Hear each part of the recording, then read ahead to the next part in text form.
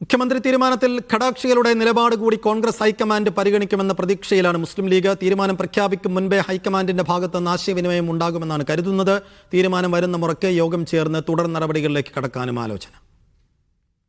മുഖ്യമന്ത്രിയെ തീരുമാനിക്കുന്നതിൽ MLA-മാരുടെ അഭിപ്രായം തേടാനെത്തിയ കോൺഗ്രസ് ഹൈക്കമാൻഡ് ഘടകകക്ഷികളിലെ നേതാക്കളോടും സംസാരിച്ചിരുന്നു.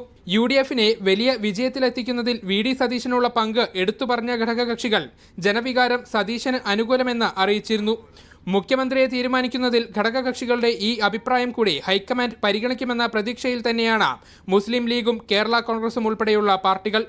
തീരുമാനം പ്രഖ്യാപിക്കും മുൻപ് ആശയവിനിമയം നടത്തണമെന്നും ഘടകകക്ഷി നേതാക്കൾ ആവശ്യപ്പെട്ടിരുന്നു. അതനുസരിച്ച് ഹൈക്കമാൻഡിൽ നിന്നുള്ള വിളി പ്രതീക്ഷിച്ചാണ് ലീഗ് അടക്കം ഘടകകക്ഷികൾ ഇരിക്കുന്നത്. തീരുമാനം വരുന്ന മുറയ്ക്ക് മറ്റു കാര്യങ്ങൾ ആലോചിക്കാമെന്നാണ് ലീഗിന്റെ നിലപാട്. ഇതിനിടെ KC വേണുഗോപാലിന്റെ ദൂതൻ ലീഗ് നേതാക്കളെ കണ്ടതായി സൂചനയുണ്ട്. എന്നാൽ നിലപാടിൽ നിന്ന് ലീഗ് പിന്നോക്കം പോയില്ലെന്നാണ് വിവരം. മീഡിയ 1 കോഴിക്കോട്.